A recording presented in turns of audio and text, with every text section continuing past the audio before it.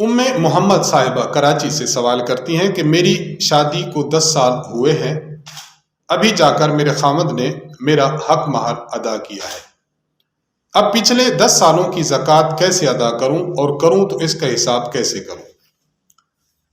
وہ رقم جو کسی عورت کو مہر کے طور پر ملنی ہوتی ہے ابھی تک ملی نہیں ہے، اس رقم میں اس عورت پر زکوٰۃ واجب نہیں ہے جب تک کہ وہ رقم اس کے قبضہ میں نہیں آ جاتی۔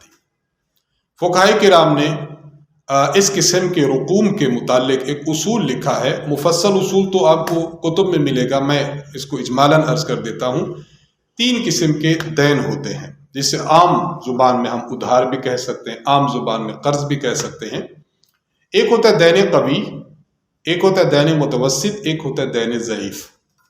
آپ کے جو مہر کی رقم ہے یہ دین ضعیف ہے۔ دین ضعیف کا حکم یہ ہے کہ جب آپ کے قبضہ میں آ جائے گا آپ پر زکوٰۃ اس وقت سے لاگو ہوگی، کیونکہ یہ 10 سال پہلے آپ کے قبضہ میں نہیں ہے اور 10 سال کے بعد آیا ہے، اس لیے زکوٰۃ کی سٹارٹنگ ابھی سے ہوگی جب سے آپ کے قبضہ میں آیا ہے۔ پچھلے جو 10 سال گزر چکے ہیں ان میں آپ پر زکوٰۃ واجب نہیں ہے، ان کی زکوٰۃ ادا نہیں کرنی۔